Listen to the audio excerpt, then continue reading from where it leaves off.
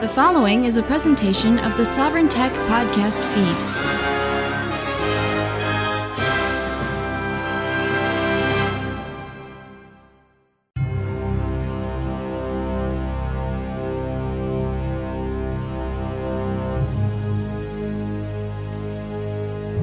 Brought to you by Sovryn Tech First University. This audiobook is of the 1974 egoist classic, The Occult Technology of Power, by an unknown author. And the Golden Stallion is here to deliver it to you. I first read this book in 2012 after nosediving into egoist anarchism. It's one of the rare books in the field and could qualify as parody in the vein of the 1903 anti-Semitic work, The Protocols of the Elders of Zion. Like the Protocols, it's a short work and will be released sequentially by each of its 8 chapters, or transcripts as they're called internally. These transcripts are each ascribed to a different professor, a professor who's charged with teaching the heirs of the elite of financial dynasties that claim to truly rule the world. Particularly, this book is written as if a reminder to some financial elite's son. In the 1970s, it was an underground hit of a book and even caught the eye of Reason magazine in May of 1976. As Joe Cobb said of it in Reason magazine, quote, "Written as if it were a set of lectures by the central philosophers of a master conspiracy. Their personal viewpoint is rational egoism, but they want to keep the wisdom of this perspective secret, since it is impossible to exploit a person who maintains a self-conscious, self-interested frame of reference. This reviewer is very pleased with the discovery of a text we had at first avoided because of its title. The little book is very much worth its price." End quote. It also caught the eye of another seminal egoist figure, whether he would don the term or not, Anton LaVey of the Church of Satan, which he described the occult technology of power as, quote, "a little gem of protocol which displays acute perception," end quote. This audiobook is being read by myself, Brian Sovryn, and I hope you enjoy it. Keep well in mind that it is a parody, while at the same time highlighting egoism and, frankly, its benefits. And I look forward to sharing more audiobooks with you in the future, brought to you by Sovryn Tech First University. And now, The Occult Technology of Power. The Occult Technology of Power, published in 1974 by an unknown author. The world is governed by very different personages from what is imagined by those who are not behind the scenes. Benjamin Disraeli, Earl of Beaconsfield. To my son, in this thin volume you will find the transcripts of your initiation and the secrets of my empire. Read them again, not for the arcane knowledge which is now second nature to you, but in order to re-experience the shock and awe you felt 20 years ago when at age 30 the fabulous scope of my power was revealed to you by my trusted, and now mostly departed, advisors. Remember the surprise to the point of disbelief with which you beheld the invisibly delicate but invincible chains of deceit, confusion, and coercion with which we finance capitalists enslave this chaotic world. Remember the feats of will and strategy that have been required to retain our position. Then, inspect your retinue carefully. Your heir must be equal to and eager for the task much as you were. Choose him carefully. As I lie here waiting for the end, I can afford to relish the thought of our empire lasting forever as I never dared while in charge. Rational power calculations, so easily disrupted by the thrill of power, are now entirely in your hands. Know, will, dare, and be silent. Aleister Crowley. Transcript 1. Are we not all predatory animals by instinct? If humans ceased wholly from preying upon each other, could they continue to exist? Anton LaVey. Nature, to be commanded, must be obeyed. Francis Bacon. Professor A. On the role of fraud in nature.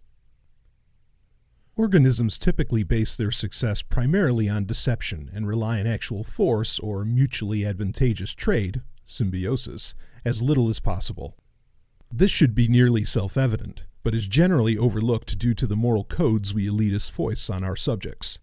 Let me give you a few examples in case the moral culture has to some extent impaired your powers of objective observation. Camouflage is universal among predators and victims alike. Blossoms imitate fragrances and colors which are sexually attractive to certain insects in order to effect pollination. Dogs bark ferociously and feign attacks on enemies of whom they are, in fact, terrified. The Venus flytrap plant lures flies to their deaths. Men proclaim their altruism to others and even themselves while they selfishly scramble for personal advantage.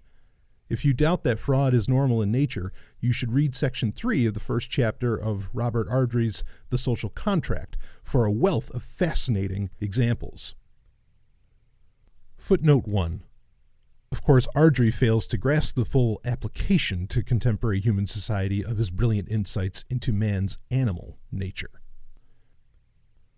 Human mental prowess and communicative powers have merely provided superb elaboration on nature's old theme of fraud and added its own distinctive feature, self-delusion. Primitive animal hierarchies are based on bluff and bluster, and each member is well aware of and accepts, at least temporarily, its position in the hierarchy. The same wild enthusiasm and fascination for dominance and submission rages in human hearts. However, fraud is taken one step further. Not only is fraudulent bluff and bluster used to achieve dominance, but fraudulent altruism in collective institutions are used to conceal dominance once achieved. Human hierarchies, in contrast to the animal variety, are best sustained when the members are deluded regarding the oppressive nature, or better, even the very existence of the hierarchy. Visible rulers are highly vulnerable. Thus we see visible rulers claiming to be representatives of God, the common good, the material forces of history, the general will, either through vote or intuition, tradition, or other intellectual spooks that serve to lessen the envy of the ruled for the rulers. Encouraging such self-delusions among the masses of the ruled is universal for visible governments. However, such spooks are little protection for the leaders of such systems against their sophisticated elite rivals, and no protection against men like your father. The Roman Empire was unquestioned by the mass of its subjects for centuries, but the emperors lived in constant fear of coup and assassination. By embracing deception wholeheartedly at every level, finance capitalism, or rule through money, has fashioned the ultimate system yet devised for the secure exercise of power. Men like your father, the hidden masters of finance capitalism, govern those who govern, produce, and think through invisible financial tentacles, the operations of which will be elucidated later by my colleagues. Dominance in all aspects of society is surreptitiously accomplished, while the great majority of the ruled and even most of the visible leaders believe themselves to be fairly autonomous, if harried, members of a pluralistic society.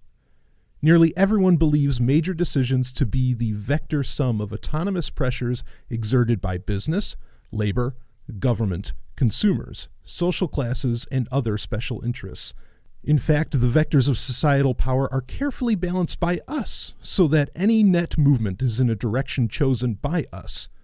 The only fly in the ointment is the occasional but extremely messy interferences by competing financial dynasties. This disconcerting problem will not be a major topic for this weekend. I now yield to Professor Q, who will elucidate the central secrets of your father's immense money power. Transcript 2. The theory of aggregate production, which is the point of the following book, nevertheless can be much easier adapted to the conditions of a totalitarian state than the theory of production and distribution of a given production put forth under conditions of free competition. John Maynard Keynes, forward to the German edition of The General Theory, September 7th, 1936. Professor Q on Occult Knowledge as the Key to Power. Throughout history, secure ruling elites arise through secret or occult knowledge which they carefully guard and withhold from outsiders. The power of such elites or cults diminishes as their occult knowledge is transformed into scientific knowledge and vanishes as soon as it becomes common sense. Before analyzing the secrets of the finance capitalist money cult, let us glance for historical perspective at occult astronomy, the oldest source of stable rule known to man, of which astrology is but the pathetic remnant. As soon as men abandoned the life of wandering tribal hunters to till the soil, they needed to predict the seasons. Such knowledge was required in order to know when to plant, when to expect floods and fertile valleys, when to expect rainy seasons, and so on. Months of back-breaking work were wasted by the unavailability of the calendar, a convenience we take for granted.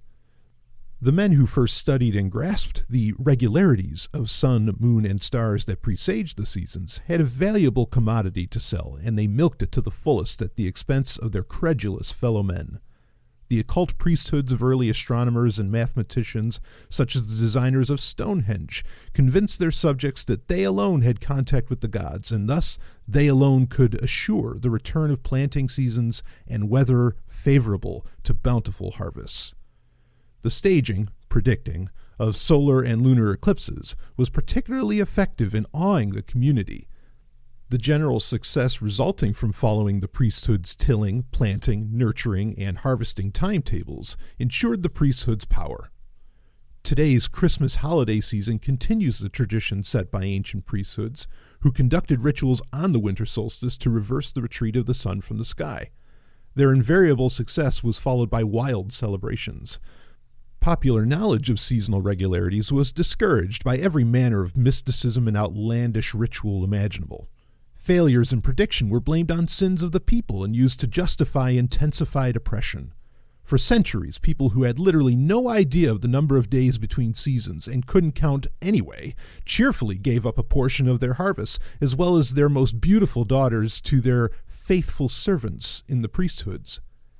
The power of our finance capitalist money cult rests on a similar secret knowledge, primarily in the field of economics.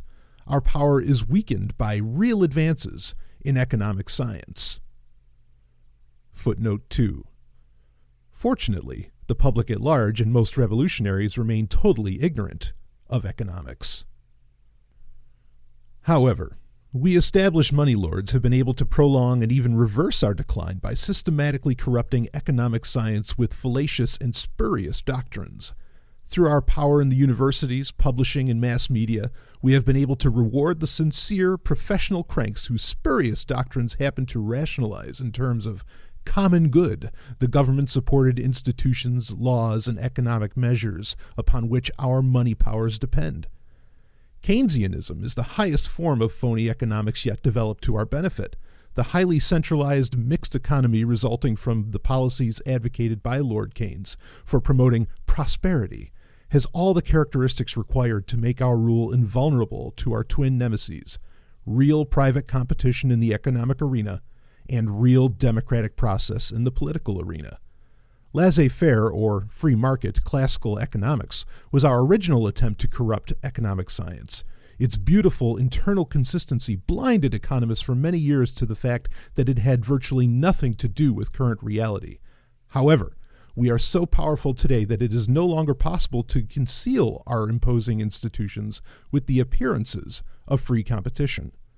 Keynesianism rationalizes this omnipotent state which we require, while retaining the privileges of private property on which our power ultimately rests. Although the interim reforms advocated by Marx in his Communist Manifesto, such as central banking, income tax, and other centralizing measures, can be corrupted to coincide exactly with our requirements, we no longer allow Marxist movements major power in developed countries. Our coercive institutions are already in place. Any real steps towards communism would mean our downfall. Of course, phony Marxism is an excellent ideological veil in which to cloak our puppet dictators in underdeveloped areas. Secondarily, the power of the lords of money rests on an occult knowledge in the area of politics and history. We have quite successfully corrupted these sciences. Although many people are familiar with our secrets through such books as 1984 by the disillusioned George Orwell, few take them seriously and usually dismiss such ideas as paranoia. Since real politics is motivated by individual self-interest, history is viewed most accurately as a struggle for power and wealth. We do our best to obscure the self-evident truth by popularizing the theory that history is made by the impersonal struggle between ideas, political systems, ideologies, races, and classes. Through systematic infiltration of all major intellectual, political, and ideological organizations, Using the lure of financial support and instant publicity, we have been able to set the limits of public debate within the ideological requirements of our money power. The so-called left-right political spectrum is our creation. In fact, it accurately reflects our careful, artificial polarization of the population on phony issues that prevents the issue of our power from arising in their minds. The left supports civil liberties and opposes economic or entrepreneurial liberty. The right supports economic liberty and opposes civil liberty. Of course, neither can exist fully, which is our goal, without the other. We control the right-left conflict such that both forms of liberty are suppressed to the degree we require. Our own liberty rests not on legal or moral rights, but on our control of the government bureaucracy and courts which apply the complex, subjective regulations we dupe the public into supporting for our benefit. Innumerable, meaningless conflicts to divert the attention of the public from our operations find fertile ground in the bitter hatreds of the right-left imbroglio. Right and left are irreconcilable on racial policy, treatment of criminals, law enforcement, pornography, foreign policy, women's lib, and censorship, just to name a few issues. Although censorship in the name of fairness has been useful in broadcasting and may yet be required in journalism, we generally do not take sides in these issues. Instead, we attempt to prolong the conflicts by supporting both sides as required. War, of course, is the ultimate diversionary conflict in the health of our system. War provides the perfect cover of emergency and crises behind which we consolidate our power. Since nuclear war presents dangers even to us, more and more we have resorted to economic crisis, energy shortages, ecological hysteria, and manage political drama to fill the gap. Meaningless brushfire wars, though, remain useful. We promote phony free enterprise on the right and phony democratic socialism on the left. Thus, we obtain a free enterprise whose competition is carefully regulated by the bureaucracy we control and whose nationalized enterprises are controlled directly through our government. In this way, we maintain a society in which the basis of our power, legal titles to property and money, remain secure, but in which the peril of free, unregulated competition is avoided and popular sovereignty is nullified. The democratic process is a sitting duck for our money power. Invariably, we determine the candidates of the major powers and then proceed to pick the winners. Any attempt at campaign reforms simply put the rules of the game more firmly under our government's control. Totalitarianism of the fascist or communist varieties is no danger to us as long as bastions of private property remain to serve as our bases of operation.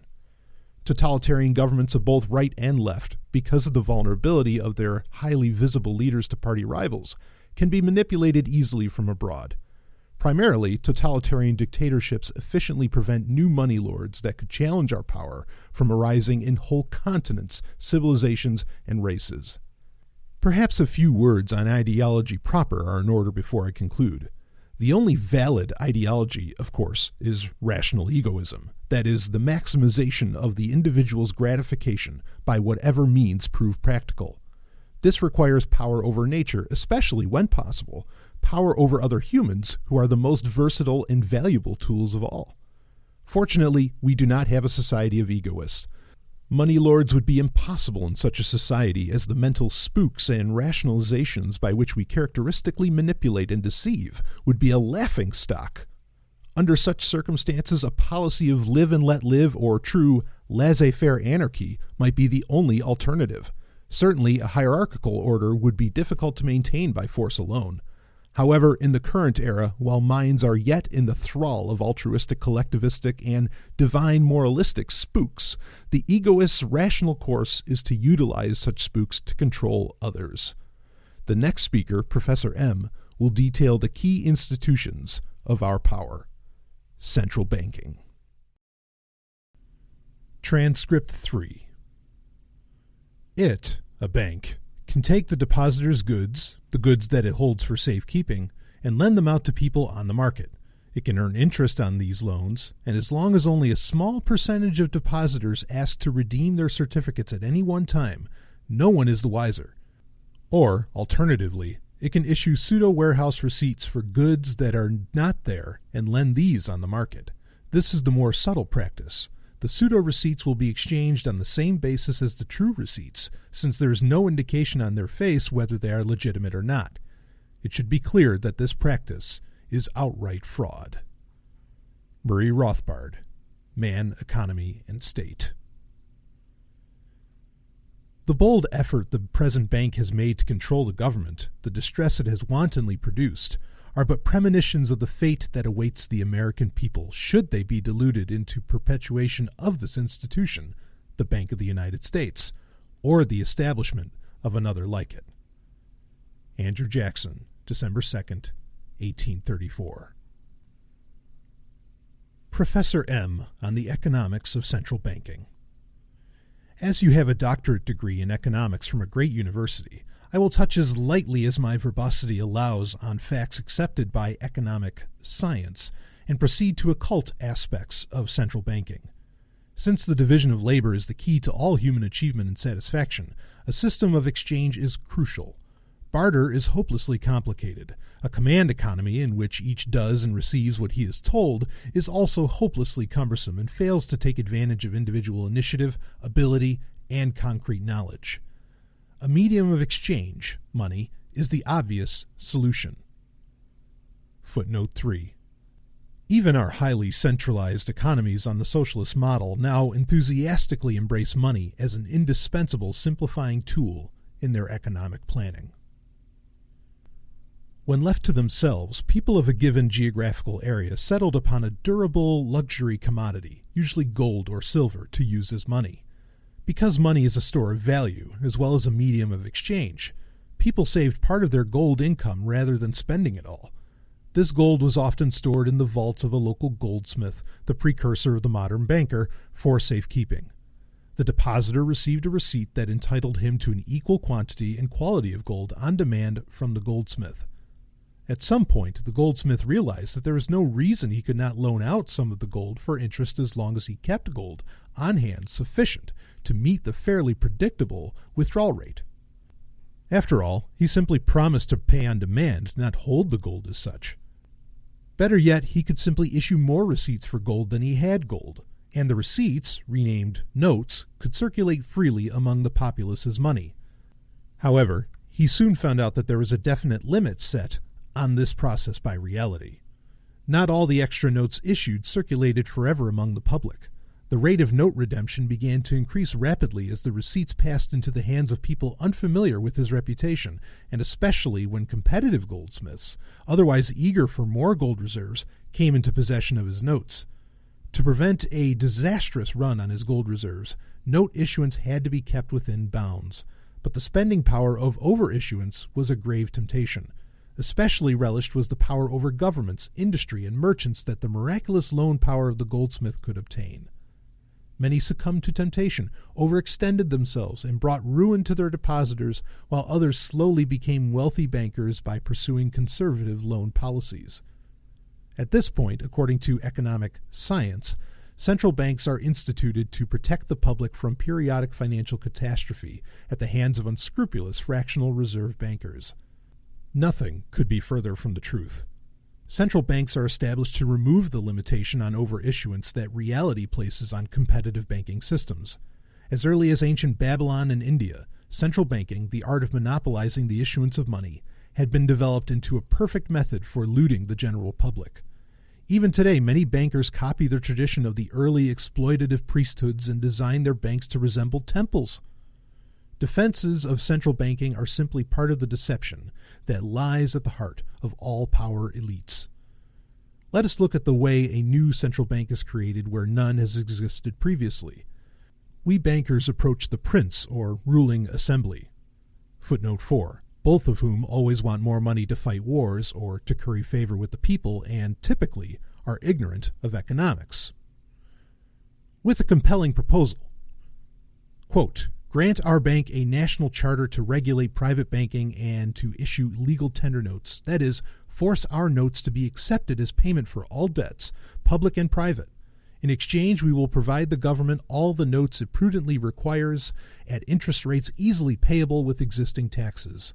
The increased government purchasing power thus created will simultaneously assure the power and prestige of the currently precarious nation and stimulate the sluggish, credit-starved economy to new heights of prosperity. Most important, the violent banking panics and credit collapses caused by the unscrupulous private bankers will be replaced by our even-handed, beneficent, and scientific management of money and banking.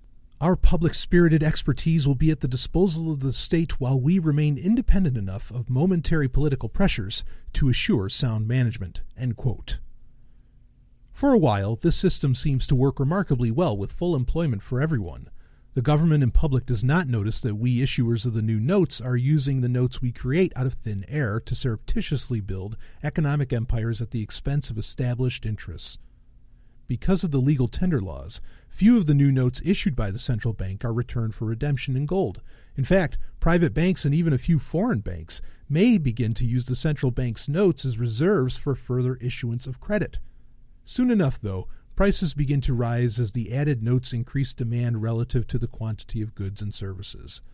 As the value of their savings decline, more and more foreigners in particular begin to question the value of the central bank's notes and start to demand redemption in gold. We, of course, do not take responsibility for the rampant inflation when it comes. We blame inflation on evil speculators who drive up prices for personal gain, as well as the greed of organized labor and business who are promptly made subject to wage and price controls. Even the consumer can be made to feel guilty for agreeing to pay the high prices. Mistaking symptoms for causes, the government accepts the banker's analysis of the problem and continues to give the bank free rein in monetary policy. By slowing the rate of note issuance periodically, the ultimate crisis stage is postponed until many decades after the original central bank charter was granted. Before the rapidly dwindling gold reserves on which faith in our bank depends is exhausted, we abruptly contract our loan volume to private industry and government as well. With the contraction of the money supply, a great deflationary crash begins in earnest with all its attendant unemployment, bankruptcies, and civil strife. We do not take responsibility for the depression. We blame it on evil hoarders who are refusing to spend their money and the prophets of doom who are spoiling business confidence. The government accepts this analysis and leaves monetary policy in our hands. If things go well, we bankers channel the fury and unrest into puppet movements and pressure groups that carry our agents into full control of the government. Once in charge, we devalue our outstanding banknotes in terms of gold and make them inconvertible for all but possibly foreign central banks, and begin plans to restore a prosperity that will be totally ours. When lucky, we are able to confiscate the gold of private citizens as punishment for hoarding during the climax of the Depression. Once the old order is subdued during the chaos of the crash and desperation of the Depression, the field is open for our full finance capitalist system to be realized. If the money lords behind the central bank can avoid lapsing into political and economic competition among themselves, a new and lasting order can be established. A war timed for this period of consolidation provides the perfect excuse for the regimentation required to crush all opposition. Professor B, a former chairman of a central bank, will explain the functioning of the central bank in the typical, fully developed finance capitalist system. Transcript 4. We are undone, my dear sir, if legislation is still permitted which makes our money, much or little, real or imaginary, as the moneyed interest shall choose to make it. Thomas Jefferson. From now on, depressions will be scientifically created. Congressman Charles A. Lindbergh, Sr., 1923. Professor B on the function of the central bank in the mature finance capitalist system. In its pristine form, a central bank is a private monopoly of a nation's money and credit issuance supported by the coercive power of the state. That the central bank be directly in our hands is vital until our new order is firmly established throughout the governmental, business, intellectual, and political spheres of society. After our order is consolidated, formal nationalization of the central bank with great fanfare is usually advisable in order to dispel any lingering suspicion that it is operated for private gain. Of course, only loyal agents of the dynasty are allowed to obtain high offices in the bank, and our power remains intact. Obvious private monopolies are always the targets of sharp reformist agitators. Only the most paranoid, however, can see through the public facade to the private monopoly of the nationalized or quasi-nationalized central bank. The central bank is the primary monopoly on which all our monopoly power depends. The occult power of the central bank to create money out of nothing is the fountainhead that fuels our far-flung financial and political empire. I will make a quick survey of a few of the ways this secret money power is brought to bear.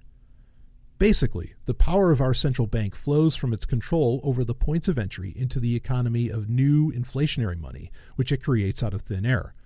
Ordinarily, bills of exchange, acceptances, private bonds, government bonds, and other credit instruments are purchased by the central bank through specially privileged dealers in order to put the new money, often only checking accounting entries, into circulation. The dealers are allowed a large profit since they are fronts operated by our agents. Our purchase of government securities pleases the government, as our purchase of private debt pleases private debtors. As a quid pro quo to assure good management, our agents are given directorships, managerial posts, and office in the corporations and governments so benefited. As the addiction to the narcotic of inflationary easy credit grows and grows, we demand more and more control of our dependent entourage of governments and corporations. When we finally end the easy credit to, quote, combat inflation, end quote, the enterprises and governments either fall directly into our hands bankrupt or are rescued at the price of total control. Also, we ruling bankers control the flow of money in the economy through the wide authority of the central bank to license, audit, and regulate private banks. Banks that loan to interests outside the loyal entourage are audited by the central bank and found to be dangerously overextended. Just a hint of insolvency from the respected central bank authorities is enough to cause a run on the disobedient bank or at least dry up its vital lines of credit. Soon the banking establishment learns to follow the hints and nods of your father's agents at the central bank automatically. Further, the periodic cycles of easy money and tight money that we initiate through our control of the central bank cause corresponding fluctuations in all markets. Our inner circle knows in advance the timing of these cycles and, therefore, reaps windfall profits by speculating in commodity, stock, currency, gold, and bond markets. Monopolistic stock and commodity exchanges are a vital adjunct to our power made possible by our central bank power. We do not allow a fair auction market to exist, but make a great show of tough government regulation to create a false sense of confidence among small investors. With the aid of our regulatory charade and financial power, we are able to maintain exchanges tailored to our entourage's need to manipulate stock prices at the expense of independent investors. Our privileged specialists on the floor of our exchanges, aided by the propaganda of our financial press and brokerage houses, continually play on naivete and greed to drain the savings of the unwary into our coffers.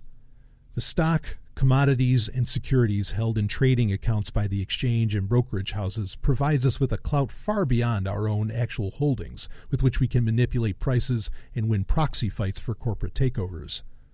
Little danger to our lucrative racket exists from public-spirited regulation. Our manipulations are so complex that only the most brilliant experts could comprehend them.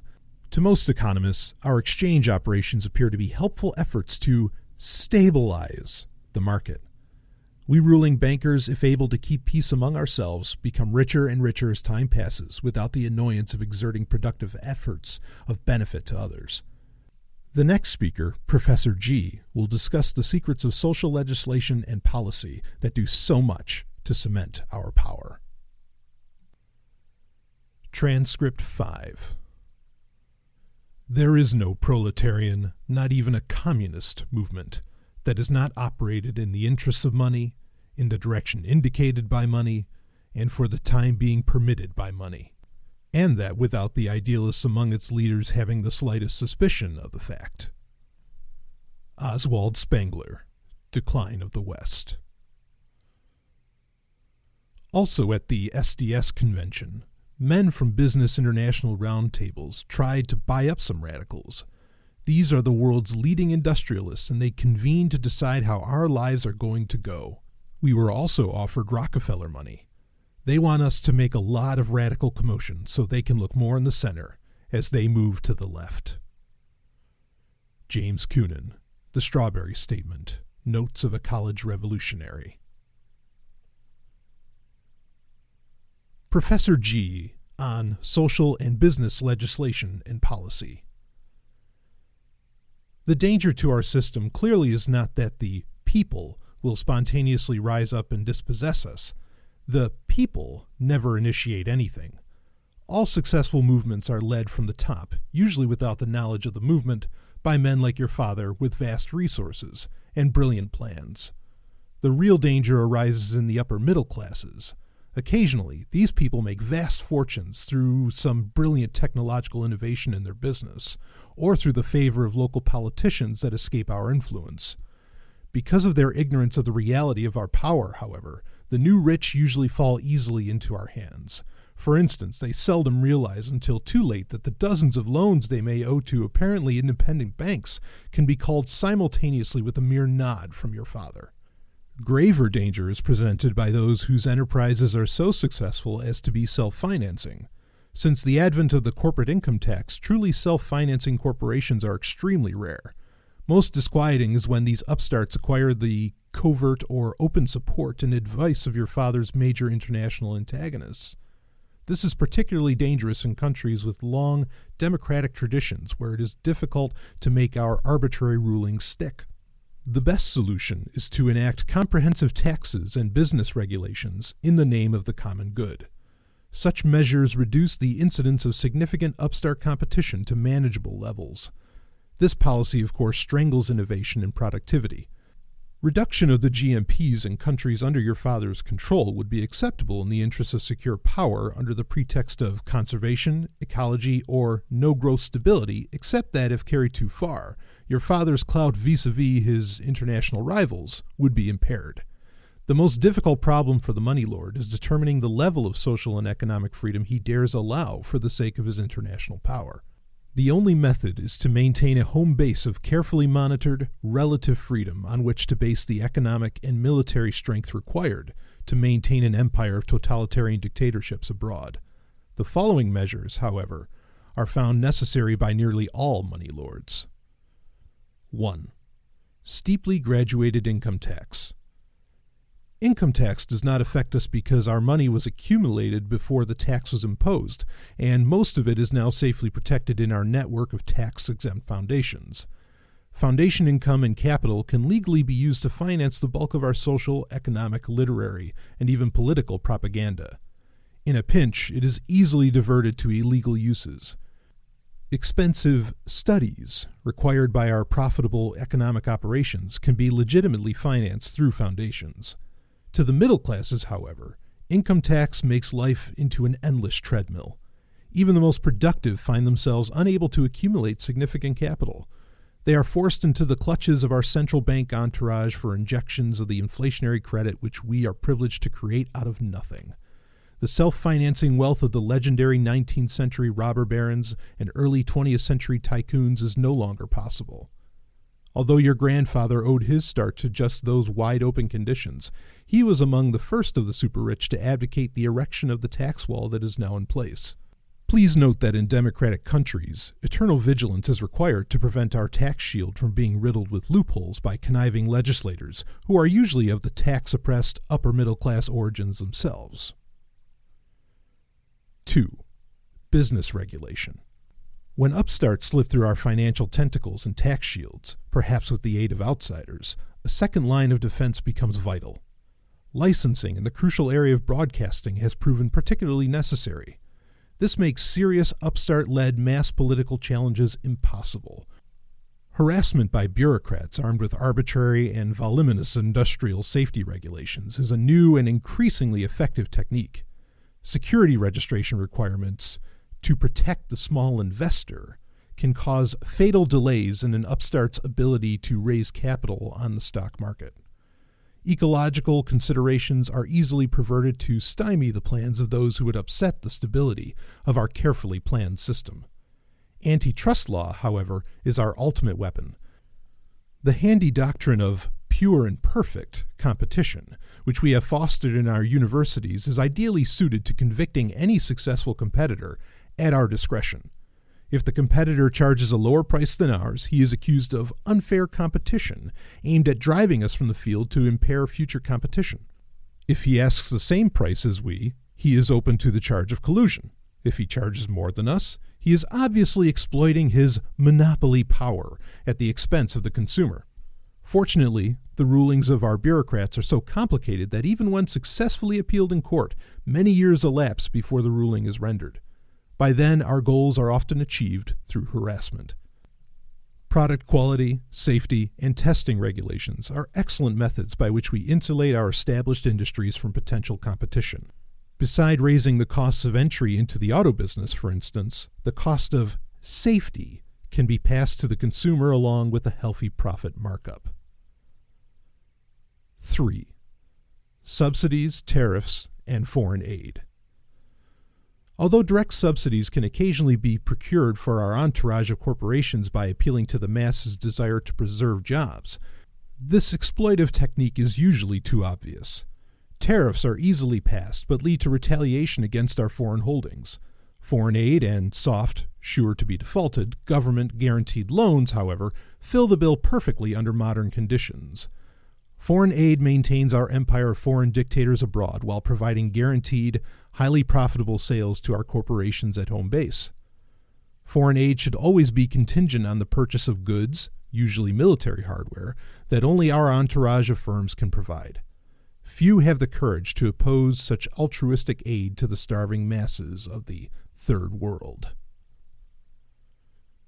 4. Centralization of power. Real division of power between national, state, and local government is dangerous to our system. When local politicians have real autonomy, even in limited spheres, they can do much to enable upstarts to challenge our power. Our program is to bring all levels of government under our sway through such innovations as federal aid, revenue sharing, high federal taxation, and regional government. 5. Alliance with the lower classes. In order to keep our valuable regulatory machinery in place and under our control, we must have the mass support of the numerous lower classes against our vigorous but scarce middle-class rivals.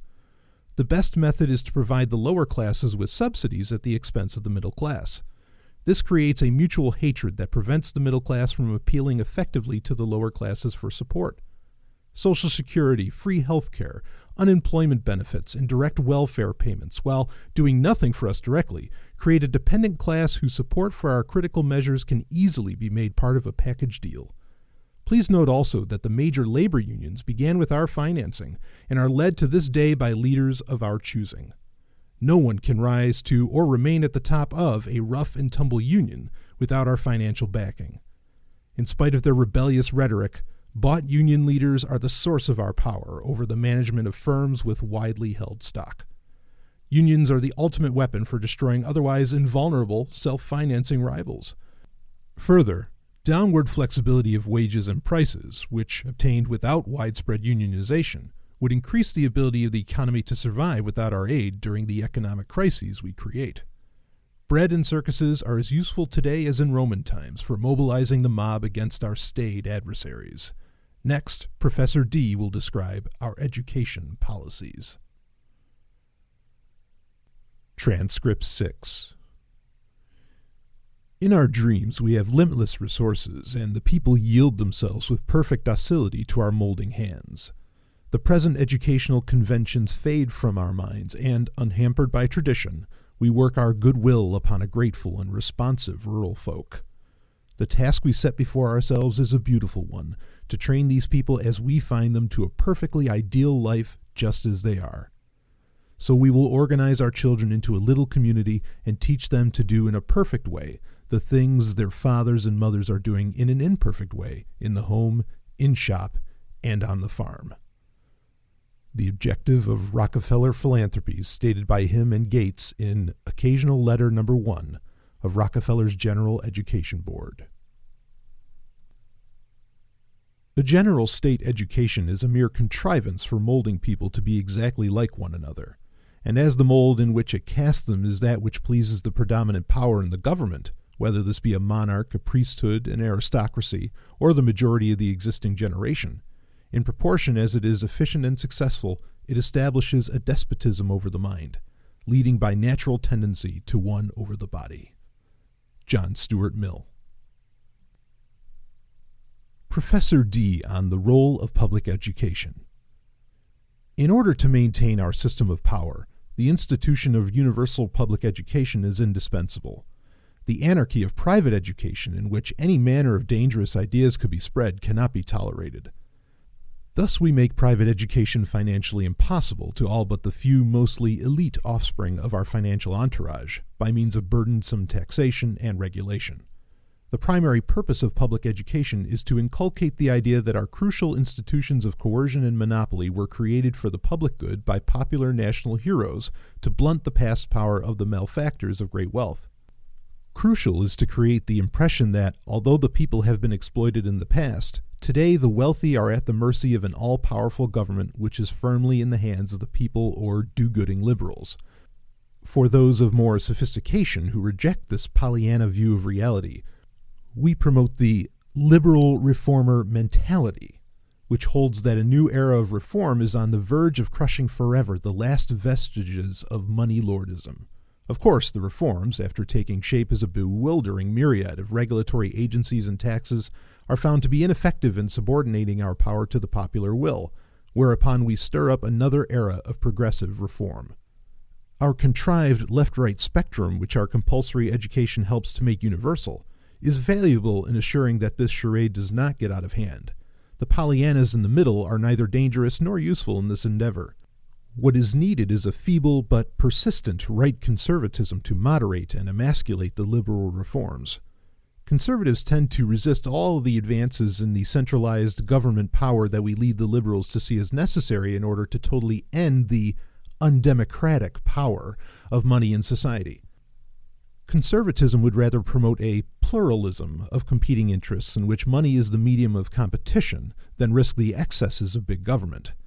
When liberal reforms show signs of exceeding our intentions and actually threaten to place our key institutions in the hands of the people, we can always count on the conservatives to defend our power under the illusion that they are defending the legitimate rights of free enterprise capitalists. On the rare occasions when conservatives call for subjecting our enterprises to laissez-faire competition, we can count on the dominant liberal reformers to insist on more government interference, unaware of our desire for such, in effect, self-administered regulation. The right has such a fear of the left's dream of democratic collectivism, and the left has such a hatred for what it sees as the right's elitist, rugged individualism, that there is little danger that they will ever join forces to overturn our government-backed monopolies, even though we violate the ideals of both left and right. Centralization of control at the state, or preferably national level, assists in building the climate of opinion we require in public education. Failing to obliterate local control, other methods nearly as effective are available. Our overwhelming financial clout in the publishing industry can induce relatively uniform textbook selection. Further leverage can be created by promoting teacher colleges and teaching machines. National teachers' associations and unions are also an excellent power base from which to foster our programs of indoctrination. With our great influence in publishing and publicity, we are able to selectively popularize educational theorists whose views are incidentally beneficial, compatible, or at least not in conflict with our own goals. This way we obtain sincere, energetic activists to propagate our desires without having to reveal our motives or even existence. We do not want an educational system that produces hard-driving individuals bent on amassing great wealth and power. Therefore, we discourage education that would develop the potential powers of students to their fullest. Liberal education that stresses knowledge for its own sake, or even sophistry and sterile mental gymnastics, is of no danger to us. Relevant, vocational, or career-oriented education also poses no danger to our power. Education that prepares students to accept a cog-like existence in our military-industrial social welfare regulation complex is ideal. Progressive education, with its stress on social adjustment, also produces the conformity we require of our subjects.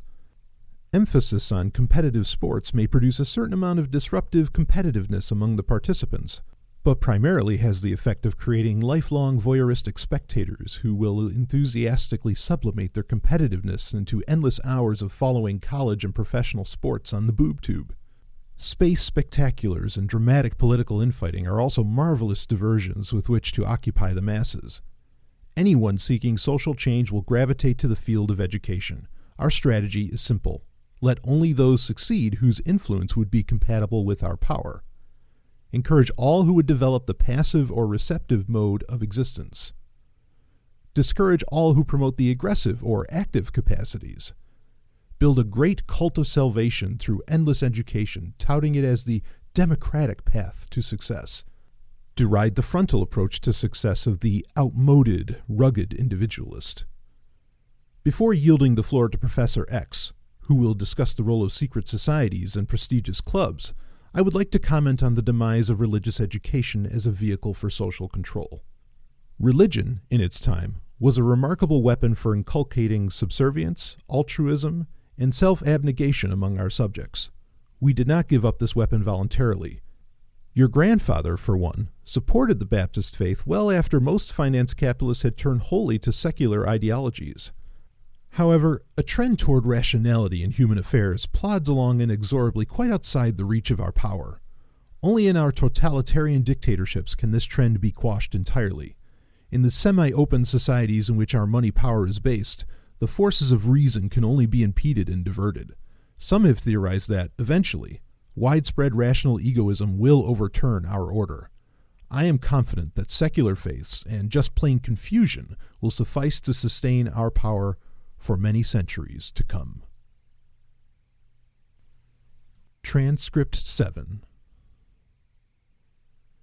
Every compulsion is put upon writers to become safe, polite, obedient, and sterile.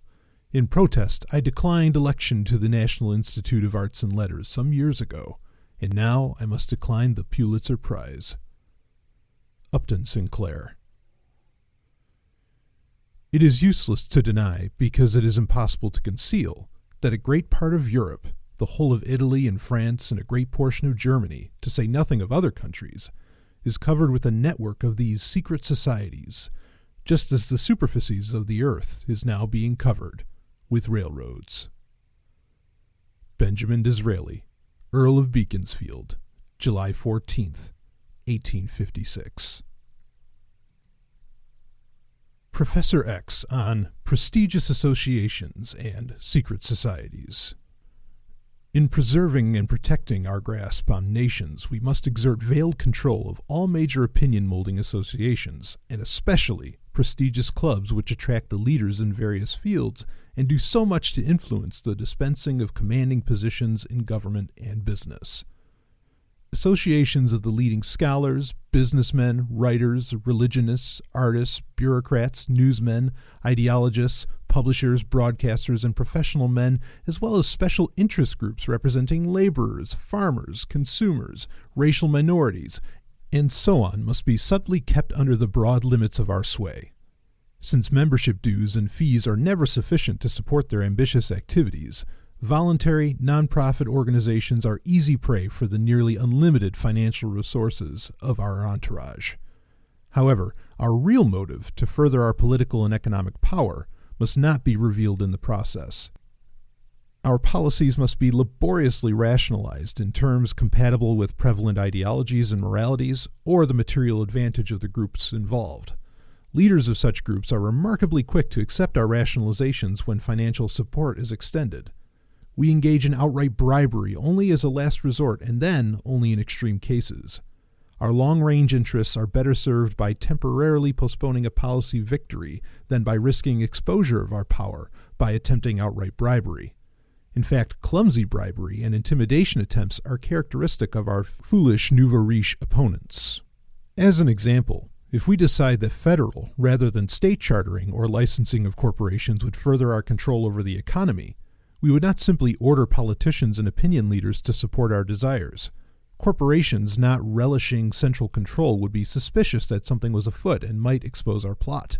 Our strategy would be as follows. 1. Sacrifice one of our less competent management teams in a well-publicized corporate scandal in order to focus attention on the widespread problem of corporate corruption under current lax regulations. 2. Through well-funded agents, thrust into the publicity spotlight intellectuals or groups who already support federal licensing as a piecemeal step toward socialism. Footnote 5. One can find pre-existing supporters for nearly any measure with sufficient effort. 3. After the issue is before the public, offer to support through foundations the objective study of the federal licensing proposals being discussed with an eye toward proposing legislation. Often, simultaneous support for studies by disreputable, irrational groups who will oppose the proposal is useful as well. Provide no platform for well-reasoned opposition. 4. When a groundswell of support appears to be building, provide the interested lobbying organizations with plenty of funds to grease the palms of politicians. The enactment of the federal licensing law thus appears as the will of society. Last-ditch opposition automatically appears mean-spirited, obstructionist, reactionary, and paranoid, serving only to discredit our opposition. In our fully developed system of finance capitalist thought control and promotion control, our hierarchy of prestigious associations is capped by a single prestige society, the Council of World Affairs. This organization is a front for the secret society of which your father is head. This secret society is made up of the people who have spoken, plus 6 others not present. You are replacing Professor Q, who is to retire shortly. Eventually you will replace your father. We 13 are your father's advisors and only confidants. All other agents are misled as to the bulk of our objectives and motives. Their knowledge is restricted to the details required by their assignments. The penalty for disloyalty is death. The Council is invaluable for propagating our policy decisions to our entourage without revealing our motives and strategy. In many instances, policy can be successfully sold to our entourage and thus transmitted to the multitudes by merely airing it along with appropriate rationalizations in a single awe-inspiring session of the Council. The informal power of the Council is such that our policy manipulations are easily attainable without the clumsy exercises in brute power that invariably snag the independent power seekers. The Council is at the heart of what is called the establishment, and we are at the heart of the Council. At the Council's inception, we worked hard to attract the successful of all fields with all the prestige that our money power could buy. We had to work hard convincing the independent, self-made Council members to move in harmony with our policy objectives. We had many failures. Now everything is changed. Membership is no longer a reward for success as much as it is a prerequisite for major success. Without Council membership, only the most outstanding can achieve national prominence. With membership, glaring mediocrities with the right attitudes achieve prominence. In fact, mediocrities are much more adapted to propagating our policy rationalizations and less likely to detect and oppose our ulterior motives. A power-lusting mediocrity is not likely to judge his benefactors too harshly or inquire diligently into the nature of the power structure that brought him what he fears was undeserved success. The vanity of even idealistic, committed humanitarians militates against such a course. The Council is now a giant employment agency of loyalists ready to parrot our public line from the commanding posts of government, foundations, broadcasting, industry, banking, and publishing. Although Council members are encouraged to take sides and bicker over the diversionary issues we create to entertain and enfeeble the populace, their solidarity in defending our power structure, root and branch, when pressed, is a sight to behold. And to think that most see themselves as righteous defenders of the public good while they dismiss whispered rumors of our power structure as kooky paranoia. Classical secret societies with elaborate circles within circles no longer play a major role in finance capitalist power structures. Most wide membership secret societies have degenerated into middle-class excuses for escaping the wife and kids once a month for the company of men. But secret societies were a major weapon of our bourgeoisie forebears in their struggle with the old feudal order of kings and princes. Under authoritarian despotism of the old style, the secret society was the only place a free-thinking man could express himself. Through threats of exposure, loyalty oaths, patronage, deception, and rewards, we bound such malcontents into a fierce force for our revolution. The multitude of degrees, occult mumbo-jumbo, and vague humanitarianism concealed the real goals of our secret societies from the bulk of the membership. The roles of the illuminated Masonic lodges in European revolutions were decisive in our final victory over the old order. I now yield the floor to Professor Y, who will discourse on the real secret societies of the modern finance capitalist state, the national security institutions and intelligence agencies. Transcript 8. The covert cloak of such above-ground operations is provided on the working assumption that the act cannot be hidden, but that the onlooker's interpretation of its significance can be clouded by calculated misdirection. Lyndon LaRouche. How can Mill fear that life will become uninteresting? To play on those millions of minds, to watch them slowly respond to an unseen stimulus, to guide their aspirations without their knowledge, all this, whether in high capacities or in humble, is a big and endless game of chess, of ever extraordinary excitement. Sidney Webb, founder of the Fabian Society, 1890. Professor Y on Covert Operations and Intelligence. In our fully developed state capitalist systems, we have found absolute control of governmental intelligence gathering and covert operations to be vital. Besides providing a valuable tool in our struggle with rival dynasties, such control is now an integral and necessary part of our day-to-day operations. Large intelligence communities are inevitable, given the system of all-encompassing governments which we have imposed upon the world during our ascent to power. Our power would be short-lived indeed if the pervasive influence and power of those iron-disciplined intelligence agencies fell into the hands of mere politicians, especially those beyond our control. We do not allow agencies to pursue the national interest the way the public conceives spies to operate. Politicians cannot be permitted to divert the power and influence of our intelligence community from the esoteric requirements of our money power to petty political struggles. Neither nationalistic aspirations of races and peoples, nor ideological visions of intellectuals for humanity can be allowed to pervert intelligence and covert operations. Our rationalizations, both within the intelligence community and to the public at large, must be diverse and flexible, but the intelligence community must further without exception the inexorable goals we have set for humanity. No crisis is more serious for our money power than an attempt by a head of government to assume personal control of intelligence and operations, or to bypass existing agencies by setting up parallel ones. Such intrusions must be met decisively.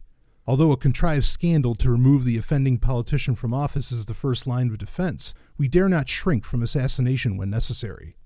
Perhaps the most accurate overview of our intelligence community can be achieved by visualizing it as a nationalized secret society. Our predecessors, in their struggle against the old order of kings and princes, had to finance secret societies such as the Illuminati, Masons, German Union, etc., out of their own pockets. At great expense and risk, such secret societies were able to infiltrate the major governmental and private institutions of the nations that our noble predecessors targeted for takeover by the money power. Such bureaucratic takeovers are expensive and time-consuming. They can be considered complete only when promotions, raises, and advancements are no longer based on objective service to the stated organizational objectives, but are in the hands of the infiltrating group and its secret goals. How much easier it is for us, the inheritors of a fully developed state capitalist system.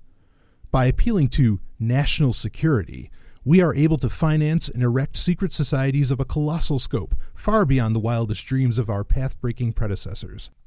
Besides the benefits of public financing reaped by these nationalized secret societies, we obtain a decisive advantage from the fact that these, our spook operations, are sanctioned by law. Maintaining discipline, loyalty, and secrecy is no longer solely a matter of propaganda, blackmail, patronage, and intimidation. Although these remain important tools, especially in emergency cases, ordinary discipline among initiates, now called agents, can be encouraged by appealing to patriotism and can be enforced in courts of law by prosecuting national security violations.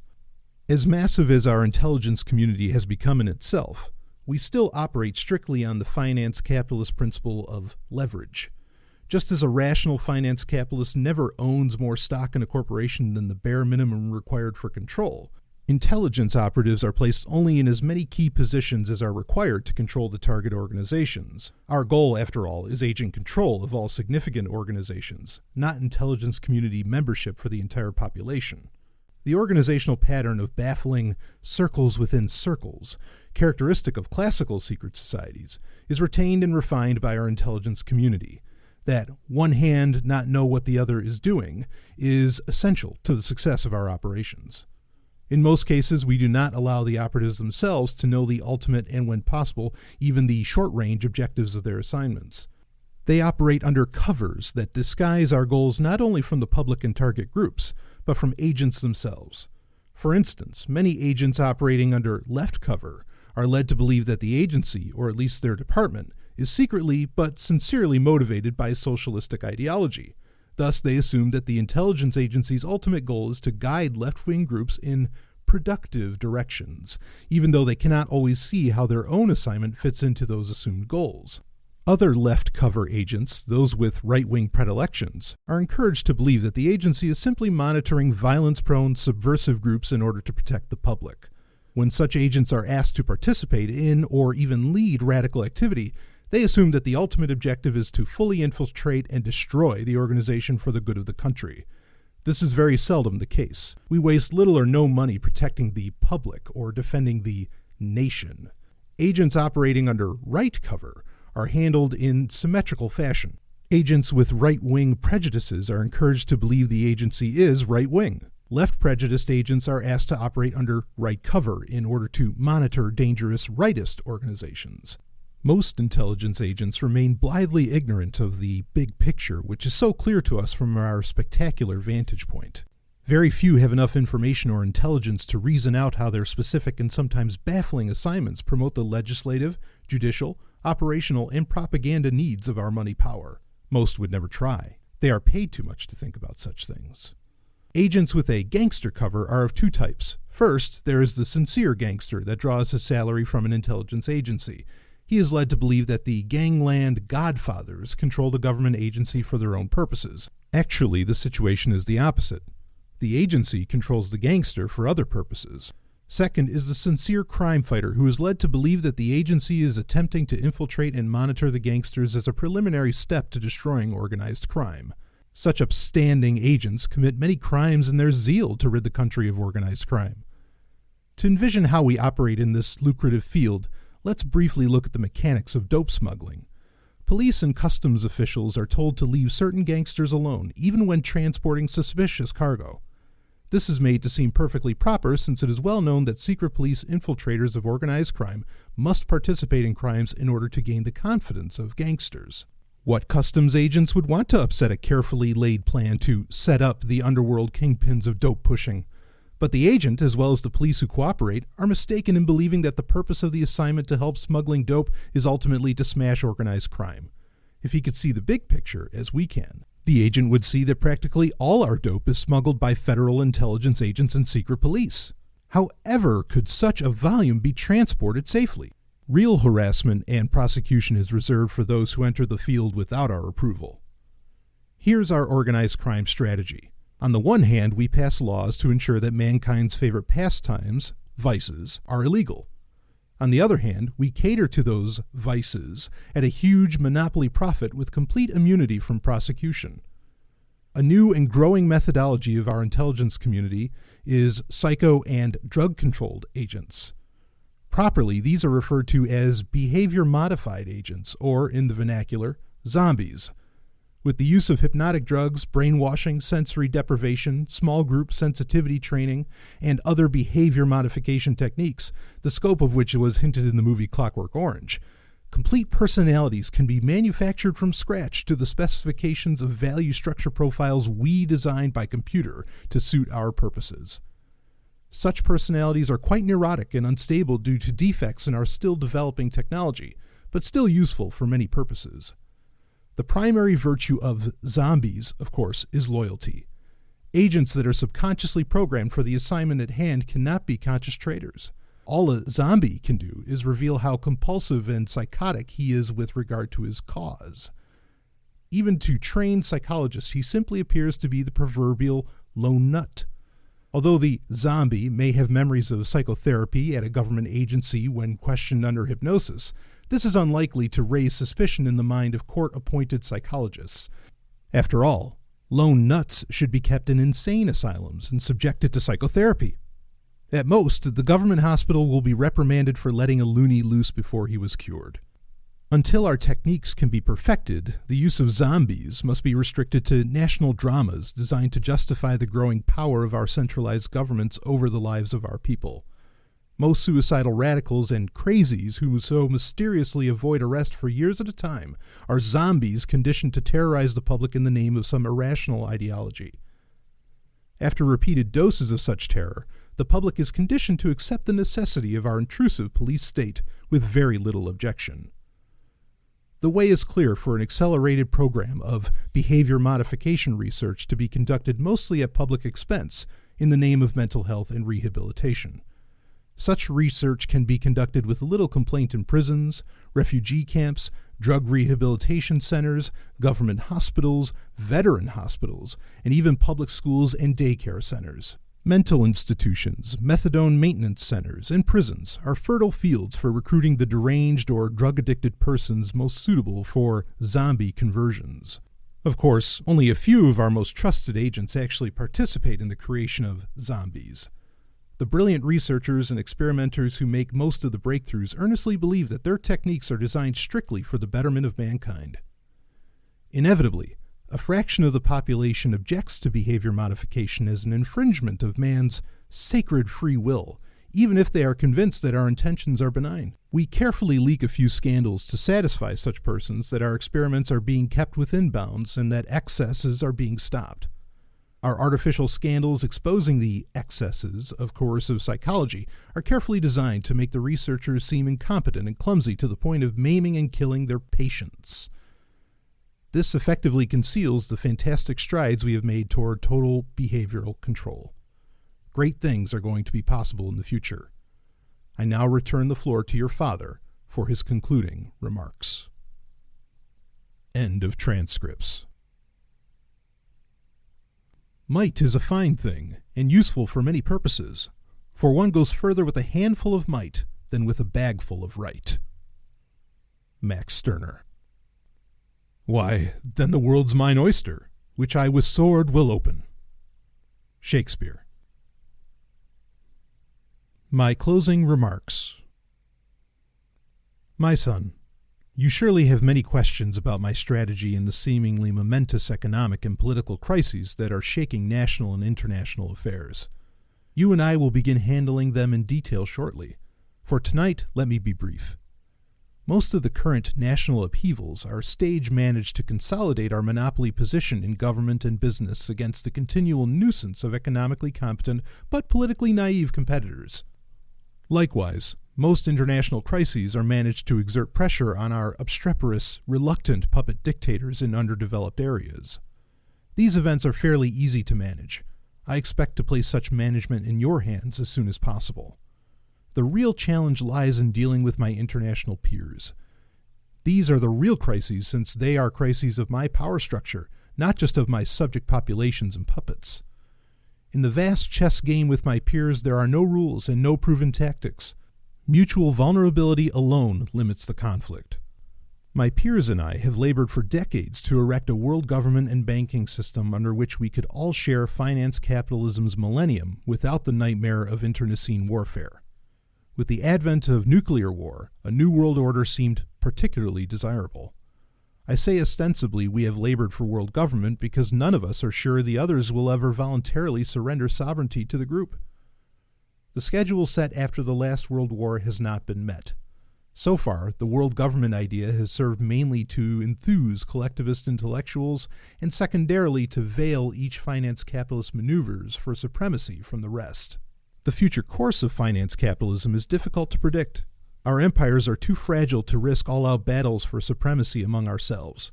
Our power would dissipate to second-echelon wealthy during the struggle. Yet we continue to chip away at rival empires on the premise that offense is the best defense. On the other hand, purely political leaders are helpless before our money power. When Caesars arise, they are of our making. Perhaps our system will simply remain much as it is, secure on the national level and disturbingly pluralistic at the international level, until reason and egoism have developed among our populations to such an extent that our occult technology of money power becomes obvious to all who think and must yield to either anarchy or a more advanced form of deception. End closing remarks from the father. The names of some of these banking families are familiar to all of us and should be more so. They include Baring, Lazard, Erlanger, Warburg, Schroeder, Seligman, the Spires, Marabad, Mallet, Fold, and above all, Rothschild and Morgan. Dr. Carroll Quigley, Tragedy and Hope. Afterword, by the transcriber. Any resemblance of these characters to persons living or dead is purely coincidental. Any resemblance of their methodology to that of real ruling elites is purely intentional. The extent to which I represent or exaggerate the self-conscious, intentional power technology of real political economic rulers and their unity is for the reader to decide after studying available empirical evidence. I am providing a bibliography of relevant historical works to aid the curious reader. I have included no works written from spurious pluralistic suppositions. No one seems to consider pluralism as a proposition requiring evidence since they are flooding the market. Unfortunately, many works listed affirm that ideas rather than individual struggles for wealth and power propel history. That is, they view the elites they observe ruling the world as ideologically motivated. Thus we have the spectacle of the right claiming that major finance capitalists such as the Rockefellers or Rothschilds are communist conspirators or socialists. On the other hand, we see the left claiming that the same people are bent on imposing laissez-faire capitalism, or in a slightly more realistic vein, are fanatical proponents of fascism. Virulent white racism is another ideology foolishly ascribed to the ruling class by the left. This opinion is nicely balanced by the charge from the right that the elite wants to mongrelize and thus submerge the white race. As usual, the elite, completely free of prejudice, supports both sides of this battle for its own ends. As should be clear by now, I believe that finance capitalists are understandably attempting to make their power as extensive as possible without incurring the severe risks which plague pub polls, public politicians. Pub polls lose their privacy and thus their right to sexual impropriety, in addition to incurring vulnerability to electioneering and worse in democratic countries. In most areas of the world, the lot of the pub polls is even worse. Purge, assassination, and armed coup are regular events, while totalitarianism of right or left at home eliminates the shield of secure private property desired by fin polls. Laissez-faire is likewise rejected out of hand as hell on earth by enlightened power seekers. Egoism, mitigated only by the reality of circumstance, is the motive to realistically attribute to healthy elites. An elite under the spell of mental spooks could not hold sway for long. Although fin poll statism is increasingly a crisis for its victims, there is as yet no evidence that the elite itself is in serious crisis. Even inflation, the current crisis for the powerless, is simply another crisis to be managed toward the end of consolidating, extending, and refreshing elite power. No doubt the depression, which must inevitably follow, will be managed to even better effect at the expense of the masses. I have classified the bibliography into the categories right and left. In each list, I begin with the most objective works and proceed to the works most infected with mental spooks and emotional hysteria. These books should be read for empirical data, not theoretical insight. A list of less ideologically biased works is provided as well. I quote and recommend authors, not to imply support for my scenario where there is none, but to credit a few of those who have provided grist for my thoughts. Bibliography can be found in the link for each episode of The Occult Technology of Power. This has been The Occult Technology of Power, published in 1974 by an unknown author, or known as the transcriber. A presentation of Sovryn Tech First University.